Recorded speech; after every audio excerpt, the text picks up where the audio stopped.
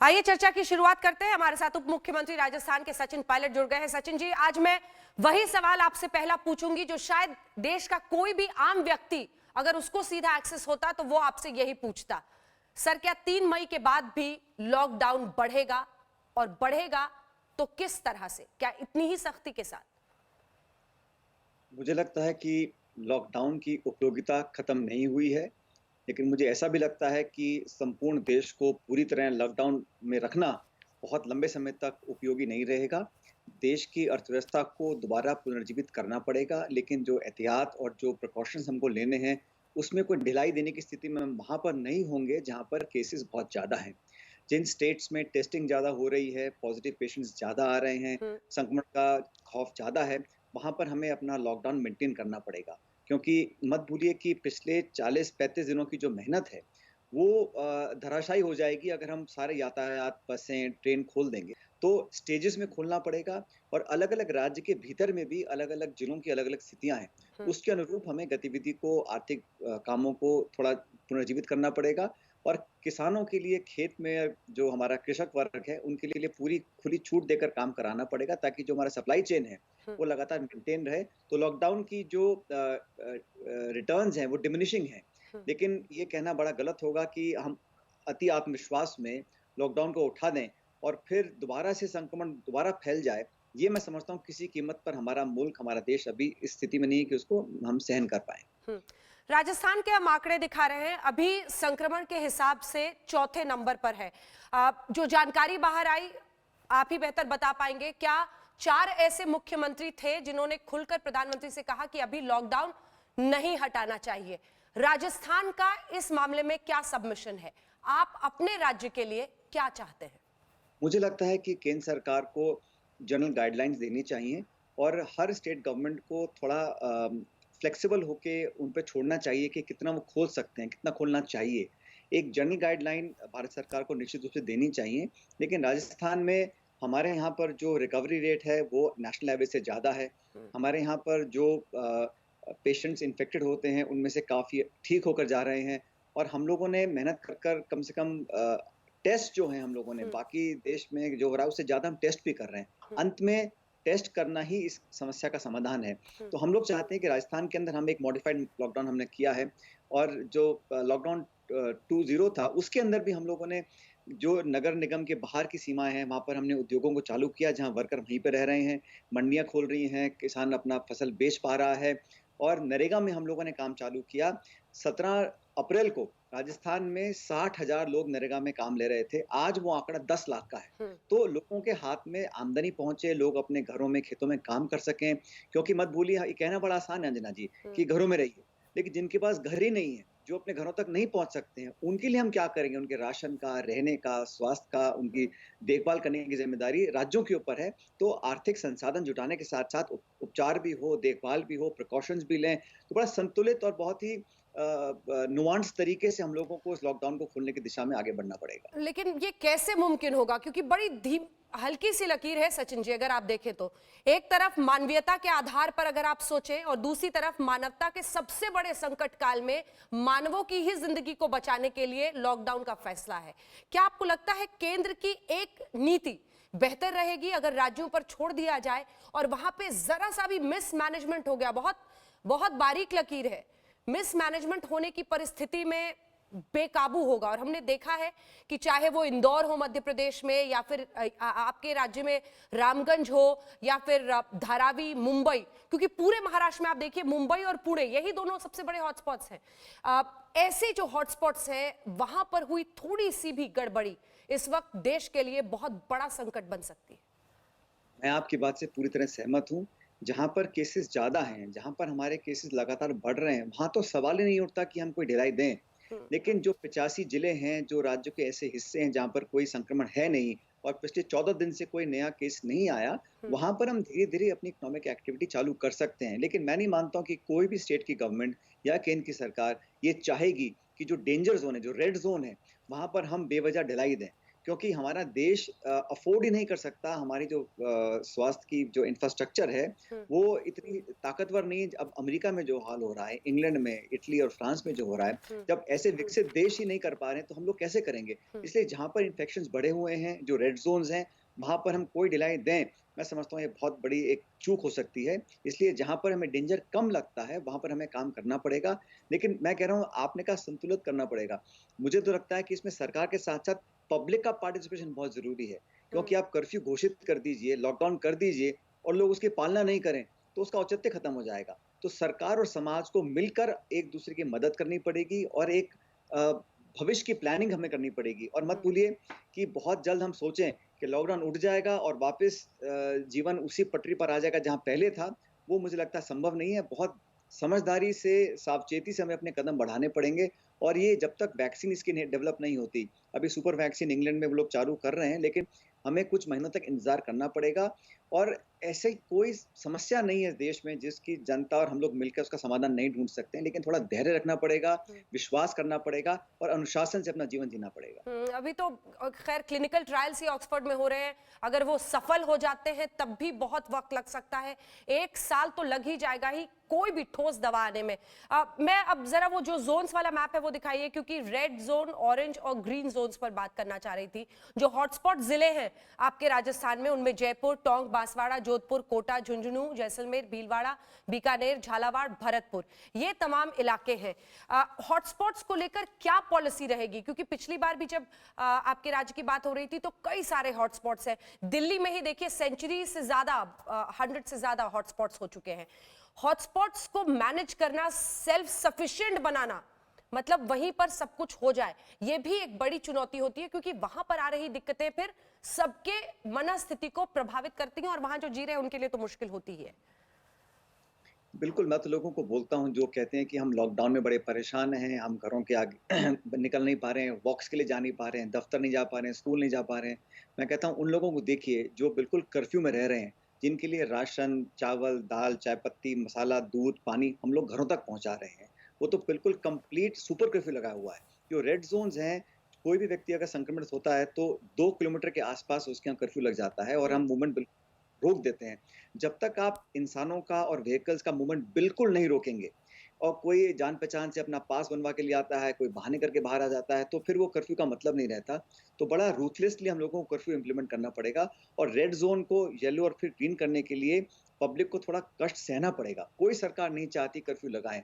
कौन राजनेता चाहेगा कि अपने लोगों को घरों में बंद रखें? लेकिन कोई उपचार नहीं है, कोई इलाज नहीं है। यही ये है कि हम घर में रहकर और लोगों के डोर स्टेप्स तक वो सर्विसेज़ पहुँचाएँ और जो हमारे डॉक्टर्स हैं, नर्सेज़ हैं, पैरामेडिक्स हैं, वो अपनी जान हथेली पे लेकर जी। हमको चेक कर रहे हैं, टेस्ट हाँ, कर रहे हैं, तो वहाँ तक उनका मूवमेंट भी हम लिमिट कर देते हैं और बिल्कुल। किसी तरह से लोग बाहर ना आ पाएँ, आवाजाही बिल्कुल समाप्त हो जाए, तभी कुछ दिनों में जाकर हम उसको कंटेन कर पाएँगे। लेकिन टेस्टिंग हर राज्य को बढ़ानी चाहिए, बिल्कुल। बिना टेस्टिंग के हम वास्तविकता तक नहीं पहुँच सकते। एक जो ग्राफिक्स हमने खास तौर पर बनाए हैं वो है मोर्टेलिटी रेट, यानी मृत्यु दर के। जब हम पूरे देश का, ये जरा एक बार फुल स्क्रीन दिखाइए, ये जो ग्राफिक्स है, जब हम मोर्टेलिटी रेट देखते हैं सचिन जी, जो पूरे देश का है वो 3.2% है। महाराष्ट्र में, गुजरात में बहुत ज्यादा है, सबसे आगे गुजरात है 4.57, और महाराष्ट्र जहां नंबर 1 है मरीजों में, वहां पर भी काफी ज्यादा है मृत्यु दर, 4.23। Mortality rate Rajasthan versus all India में आप काफी आगे दिखते हैं, जिसमें लगता है कि आप नियंत्रित, ये आज तक के आंकड़े के हिसाब से सबसे कम मृत्यु दर यहां पर 1.51 राजस्थान में है। सबसे बड़ी वजह इसकी आप क्या बताएंगे, जिससे एक ऐसा टेक अवे हो जो अन्य राज्यों में भी तस्वीर को समझने में आसानी हो? इसमें 2 बातें हैं अंजना जी। एक तो ये है कि हमारे यहाँ जो इन्फेक्टेड इंडिविजुअल्स हैं, वो कम उम्र के हैं और ये एक कारण है कि हमारे यहाँ पे जो मोर्टेलिटी रेट है, वो अलग है बाकी स्टेट से। ठीक और है। दूसरा हम लोगों ने कोशिश की है कि जो अलग-अलग वैकल्पिक मेडिसिन्स हैं या जो भी हम उपचार करा सकते हैं, वो कराएँ। लेकिन जो स्ट्रेन ऑफ वायरस है, वो अखबारों में भी हमने देखा है कि गुजरात के अंदर, इंदौर के अंदर एक अलग तरह का स्ट्रेन है, वही स्ट्रेन है जो वुहान में था। तो शायद उसमें फ़र्क हो सकता है, लेकिन राजस्थान में भगवान की दया से, ऊपर वाले की कृपा है कि हमारे यहाँ मोर्टेलिटी रेट कम है। इसलिए मैं हमेशा कहता हूँ लोगों को निसंकोच होकर सामने आएँ, जाँच करवाएँ।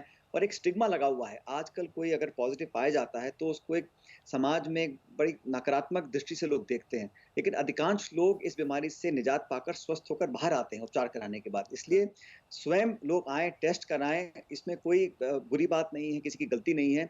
संक्रमण होने के बाद आप इसमें ठीक हो सकते हैं, ये कॉन्फिडेंस लोगों के अंदर लाना पड़ेगा। और मुझे लगता है कि हमारे डॉक्टर्स, डॉक्टर भंडारी एसएमएस के हैं, बाकी सब लोगों ने मिलकर बहुत मेहनत करी है। जो पहला पेशेंट था अंजना जी राजस्थान में, वो 2 मार्च को हम डिटेक्ट किया था, इटालियन एक व्यक्ति थे। उसके बाद लगातार हमारे डॉक्टर्स और मेडिकल रिसर्चर्स इस पे काम कर रहे हैं। और हमें लगता है कि अगर हम सच में धैर्य रखें, तो बहुत कम लोग हैं जो इस कोविड-19 से आईसीयू और फिर वेंटिलेटर पर जाते हैं। अधिकांश लोग इसमें उपचार के बाद स्वस्थ हो जाते हैं, खासकर वो लोग जो कम उम्र के, जिनको पहले से बीमारी ना हो। कोई डायबिटिक है, किसी का ऑपरेशन हुआ है, किसी को क्रॉनिक इलनेस है, उन लोगों को खतरा ज़्यादा होता है इस कोविड-19 से। वो बात आपने बहुत महत्वपूर्ण बताई है, क्योंकि उस पर आज तक पर भी हम लगातार स्टोरीज दिखाएंगे कि कैसे इंदौर में और एक दो जगहों पर अहमदाबाद में बताया जा रहा है जो स्ट्रेन है वायरस का वो ज्यादा खतरनाक है और शायद इसलिए वहां पर ज्यादा मौतें हो रही हैं। तस्वीर हर जगह की अलग अलग है। लेकिन एक बार फिर मैं आगे बढ़ने से पहले जरा एग्जिट प्लान पर आना चाहती हूँ और वो ग्राफिक्स भी जरा दिखाइए। जब विश्व के तमाम आंकड़े जो अलग अलग देशों के हैं हम दिखाते हैं, तो अलग अलग देशों में सबसे ज्यादा 77 दिन वुहान में चाइना ने लॉकडाउन रखा था। जो लॉकडाउन की अवधि है वो मैं सचिन जी इस वक्त दिखा रही हूं। इसके बाद जो यूरोप बहुत ज्यादा प्रभावित रहा, उसमें 56 दिन फ्रांस ने रखा, इटली ने 56 दिन रखा। उसके बाद अगर हम तीसरे नंबर पर देखें तो बेल्जियम 48, ब्रिटेन ने 46 दिन का रखा। अभी भी ऑस्ट्रेलिया में भी 50 दिन का, कई जगहों पर स्पेन में 57 दिन का। ये अलग अलग देशों ने कितने दिन लॉकडाउन रखा है वो हम दिखा रहे हैं वर्सेस इंडिया। और ये हम आपको अलग अलग देशों की जो रिकवरी है, जो लोग ठीक हो रहे हैं, वो भी हम आपको दिखा रहे हैं। मेरा सवाल आपसे यह है रिकवरी रेट और इन लॉकडाउन की अवधि के बीच में, कि इटली के जो प्राइम मिनिस्टर हैं वो एक एग्जिट मॉडल के साथ भी आए हैं, जिसमें उन्होंने कहा है कि अभी सितंबर तक हम स्कूल्स को तो बिल्कुल बंद रखेंगे, स्कूल्स को हम सितंबर तक बिल्कुल नहीं खोलेंगे, लेकिन फैक्ट्रीज में हम धीरे धीरे अब काम शुरू करेंगे। एक एग्जिट प्लान की तरफ अगर हम बढ़ते हैं, तो आपकी नजर में जो आप देख रहे हैं पिछले दिनों में, किसानों का आपने कहा जरूरी है, कुछ फैक्ट्रीज में जहां वर्कर्स वहीं रह सकते हैं उसको हम धीरे धीरे रिज्यूम करें, स्कूल्स, कॉलेजेस, बाहर लोगों का निकलना, मार्केट प्लेसेस, मॉल्स, इन सब को लेकर आपकी क्या सोच है? और क्या आप नहीं चाहेंगे कि पूरे देश की एक नीति बने जो केंद्र की तरफ से इस पर आए, या आपको लगता है कि ये राज्यों पर छोड़ना सही रहेगा? मैं नहीं मानता हूं कि दिल्ली में बैठकर हम इतने बड़े देश के लिए एक नीति बना दें, क्योंकि जो जम्मू कश्मीर में ठीक है वो केरल में नहीं चल पाएगा। अलग अलग राज्यों की अलग अलग पृष्ठभूमि है, वायुमंडल है, लोगों का खाने पीने का व्यवहार अलग है। और मैं समझता हूं कि जो भी निर्णय लें, बड़ा साइंटिफिक लेना पड़ेगा। हम जज्बात में आके या बहक के कोई निर्णय ले लें, वो ठीक नहीं होगा। बहुत सोच समझ के साइंटिफिकली हमें जो ठीक लगता है वो करना चाहिए। जो सबसे रिस्की है उसको लास्ट में हम लोग खोलें, लेकिन जहाँ रिस्क फ्री है या मॉडरेट रिस्क है, वहाँ पर हम इकोनॉमिक एक्टिविटी, लोगों का आना-जाना शुरू कर सकते हैं। लेकिन मत भूलिएगा, जैसे ही एक स्टेट ने खोल दिया और दूसरे स्टेट ने बिल्कुल नहीं खोला, उसका कोई मतलब नहीं रहेगा। अगर बसें और ट्रेन वापस भर-भर के जाएँगी, तो संक्रमण फैलेगा। इसलिए बहुत कैलिब्रेटेड तरीके से हम लोगों को काम करना इसीलिए तो पड़ेगा। इसीलिए सचिन जी मैं ये सवाल पूछ रही थी, क्योंकि अगर सेंट्रल पॉलिसी नहीं होगी और स्टेट्स में ही, आज ही हम देख रहे हैं कि कैसे हरियाणा और दिल्ली में सब्जियों को कैसे बॉर्डर से क्रॉस कराना है, इसको लेकर एक लॉक जैम हो गया, आपस में बयानबाजी हो रही है। यूपी से अगर बॉर्डर सील करते हैं योगी आदित्यनाथ, तो दिल्ली के जो मंत्री है वो कहने लगते हैं कि वो तो ऐसा कर रहे हैं जैसे दिल्ली से हम सारे मरीज वहां भेज रहे हैं। ये जो समन्वय, अगर आप एक ग्रीन जोन बना देते हैं, मान लीजिए वहां से कोई भी व्यक्ति रेड जोन में नहीं जाएगा या ऑरेंज जोन में नहीं जाएगा या रेड जोन वाला ग्रीन में नहीं चला जाएगा, ये सब कैसे, इस लेवल का माइक्रो मैनेजमेंट उस स्तर का कैसे हो पाएगा? और ये जो फिर गतिरोध या फिर हम देखेंगे अनबन, वो कैसे सम्मिलित? इन सबको तो एक सेंट्रल पॉलिसी ही बेहतर डील कर सकता है। ना जी, आज के दिन में कोई भी व्यक्ति, संगठन, पार्टी या सरकार अगर अनबन की बात कर रहे हैं, तो देश को बहुत बड़ा धोखा दे रहे हैं। आज फर्क नहीं पड़ता कौन बंगाली है, मराठी है, पंजाबी है, राजस्थानी है। आज हम सब इस देश के नागरिक हैं। और जो रेड जोन है, उसको रेड जोन क्लासिफाई करने के बाद वहाँ कोई मतलब नहीं है कि हम हस्तक्षेप करें या अपनी मनमानी करें। और ये आरोप प्रत्यारोप लगाने का समय ही नहीं है। बॉर्डर किसने बनाए हैं? बॉर्डर हम लोगों ने बनाए हैं। हम इस देश के नागरिक हैं। आप गाजियाबाद में सुरक्षित नहीं है, दिल्ली में सुरक्षित हैं, फिर गुड़गाँव में सुरक्षित नहीं है, फिर राजस्थान में सुरक्षित हैं, ऐसा कैसे हो सकता है? तो बड़ा साइंटिफिकली सबको साथ बैठाकर बात करनी पड़ेगी और जो भी निर्णय लिया जाए, सबसे सलाह करके निर्णय लें। निर्णय लेने के बाद बड़ी कठोरता से उसका पालन करना पड़ेगा और केंद्र सरकार को भी मुझे लगता है जनरल गाइडलाइंस देने चाहिए, लेकिन जो जिले लेवल पर, ब्लॉक लेवल पर, तहसील लेवल पर निर्णय है, वो राज्य सरकार से सलाह करने के बाद ही लिया जाना चाहिए। थोड़ी फ्लेक्सिबिलिटी राज्य सरकार को देनी चाहिए क्योंकि राज्य सरकार ही ये संघर्ष और ये कोविड से लड़ाई जो है वो धरातल पर राज्य सरकारें लड़ रही हैं, जिला प्रशासन लड़ रहा है। इसलिए उनसे बात करने के बाद निर्णय लिया जाए और जो भी निर्णय लें, मैं समझता हूँ देश हित में सबको साथ एक दूसरे का देना पड़ेगा। ये दिल्ली, हरियाणा, राजस्थान, यूपी के बॉर्डर अगर हम फंसे रहेंगे तो देश हमें माफ नहीं करेगा। हमें तो सबको सुरक्षित रखना है। अगर कोई व्यक्ति यूपी का है या मध्य प्रदेश का है, दिल्ली का है, वो भी देश का बराबर का नागरिक है। मैं तो उसकी भी उतनी चिंता करता हूँ जितने राजस्थान के व्यक्ति की चिंता करता हूँ। इसलिए इसमें तो हमें बड़ा साइंटिफिकली एक्सट्रैपोलेशन कर के कहाँ पर प्रोपेंसिटी इन्फेक्शन की ज़्यादा है, वहाँ पे रोकना पड़ेगा। जहाँ हम सबको लगता है कि यहाँ पे सेफ ज़ोन है, वहाँ पे सोशल डिस्टेंसिंग मेंटेन करने के बाद, हाइजीन के सारे फैक्टर्स को इंक्लूड करने के बाद धीरे-धीरे काम बढ़ाना पड़ेगा। ये समय नहीं है एक-दूसरे पर उँगली उठाकर बोलने का कि आपने यहाँ से भेज दिया, वहाँ से भेज दिया। हम सब इस देश के नागरिक हैं और ये जाति, धर्म, बॉर्डर को देखता नहीं है वायरस। ये हर किसी को भी हो सकता है। उस मानसिकता से अगर हम काम करेंगे, तभी हम अपने लक्ष्य तक पहुँच सकते हैं। क्या आप ये स्पष्ट कर पाएंगे कि कौन-कौन से राज्य थे जिन्होंने आज प्रधानमंत्री के साथ बैठक में कहा है कि लॉकडाउन को इसी तरह से आगे बढ़ाना चाहिए? देखिए सारे मुख्यमंत्री वहाँ बोले भी नहीं थे। कुछ राज्यों ने सजेशंस दिए हैं, कुछ मुख्यमंत्रियों ने बात को रखा है, लेकिन हर राज्य सरकार को इतनी छूट है फेडरल स्ट्रक्चर में अपनी बात को रखें। मुझे लगता है केंद्र सरकार ने ज़रूरी गंभीरता से सारी बातों को सुना होगा। स्टेट स्पेसिफिक फंडिंग की बात हम लोग बहुत पहले से करते आए हैं। जिन स्टेट्स में इन्फेक्शन ज़्यादा है, जहाँ पर बिस्तर, वेंटिलेटर, पीपीई किट्स, मेडिसिन ज़्यादा चाहिए, उन संसाधनों को बढ़ाने के लिए केंद्र सरकार को आगे आना चाहिए। जो स्टिमुलस पैकेज है अंजना जी, जो देशों ने अब तक अनाउंस किया है, उसका तो फ्रैक्शन भी हम लोगों ने अभी तक नहीं किया और स्टेट गवर्नमेंट्स की इनकम खत्म हो गई है, जीएसटी का पैसा नहीं मिल रहा है, इकोनॉमिक एक्टिविटी ठप हो चुकी है। उन राज्य सरकारों को अगर आप आर्थिक संसाधन नहीं देंगे, तो कैसे हम लोग संघर्ष कर पाएँगे? और मुझे लग रहा है कि फसल की खरीद हो या पीपीई किट्स की सप्लाई हो, टेस्टिंग किट्स की सप्लाई हो, उसमें केंद्र सरकार को बिना भेदभाव करे, बिना पक्षपात करे, आगे आकर मदद करनी पड़ेगी क्योंकि पूरा देश आज देख रहा है कि कौन लोग, कौन व्यक्ति, कौन नेता, कौन पार्टी, कौन सरकार क्या काम कर रहे हैं। इसलिए हमें देश को आगे रखते हुए सबको साथ लेकर आगे चलना पड़ेगा और 3 तारीख को मुझे लगता है ये निर्णय ले लिया जाएगा कि आने वाले कुछ दिन और कुछ हफ्ते हम कैसे रहेंगे और जो भी निर्णय लेंगे सबकी सहमति से लें, उसका फिर हम सब पालन करें। आपके इशारे के आधार पर मेरा अगला सवाल है, क्या फिलहाल की परिस्थिति में केंद्र सरकार भेदभाव कर रही है?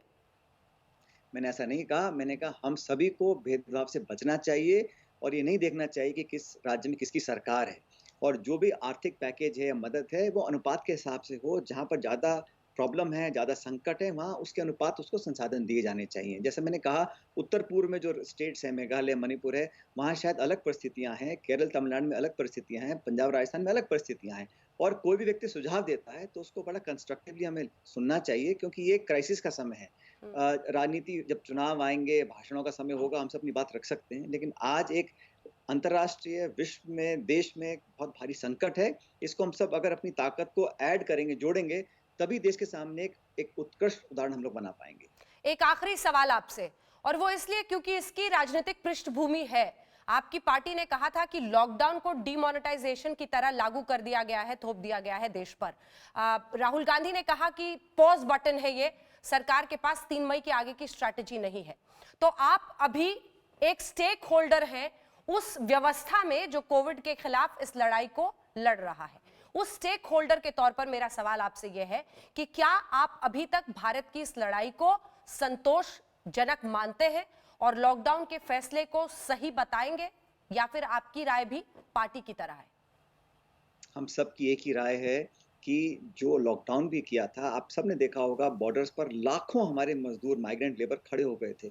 अगर हम विदेश से लोगों को चार्टर प्लेन में ला सकते हैं, तो इन लोगों के लिए हम व्यवस्था बेहतर बना सकते थे। सबसे सलाह करके अगर ये कदम लिया जाता, तो शायद इसका क्रियान्वयन बेहतर हो सकता था। और मत भूलो अंजना जी, अगर कोई सुझाव देता है, तो उसको पॉजिटिव लाइट में लेना चाहिए और अगर कोई कठोर सवाल भी करता है, तो उसका जवाब संतोषजनक देना पड़ेगा। सरकार की ज़िम्मेदारियाँ होती हैं, लेकिन स्टेक होल्डर से संवाद होना चाहिए। मुझे लगता है कि जिस प्रकार से अभी तक किया, आने वाले समय में और संवेदनशीलता से और लोगों को इन्वॉल्व करके करना पड़ेगा और अगर विपक्ष कोई सवाल पूछता है, अगर कोई लीगल सवाल है या कोई फाइनेंशियल सवाल है, उसकी पारदर्शिता तो सरकार को दिखानी पड़ेगी। जवाबदेही सरकार की होती है और सरकार को बड़ा बनकर बात करनी पड़ेगी। कहीं पे अगर कोई आरोप भी अगर कोई लगाता है, तो ये समय है कि हम बड़ी पारदर्शिता से, ट्रांसपेरेंसी से काम करें और अलग-अलग स्टेक होल्डर्स को, जो आज संवाद हो रहा है, अगर ये बहुत पहले संवाद किया जाता, तो शायद मिल-जुल कर एक बेहतर स्ट्रैटेजी हम लोग बना सकते थे। बहुत बहुत धन्यवाद आपका। हमारे साथ सचिन पायलट जुड़े हुए थे, उप मुख्यमंत्री राजस्थान के, जिनका यह मानना है कि अभी कई दिन लग सकते हैं, लड़ाई लंबी है, लेकिन इसी के साथ उन्होंने कहा कि कुछ आर्थिक गतिविधियां शुरू करने का वक्त भी साथ ही आ गया है। राज्यों को थोड़ी सी ढील मिलनी चाहिए कि वो अपने राज्य के आधार पर ये तय करें कि किस तरह से वो गतिविधियों को आगे ले जाना चाहते हैं, लेकिन लॉकडाउन में किसी भी तरह की लापरवाही अभी भी नहीं होनी चाहिए, क्योंकि मुश्किल बरकरार है, सामने है, विकट है, देश को तैयार रहना है।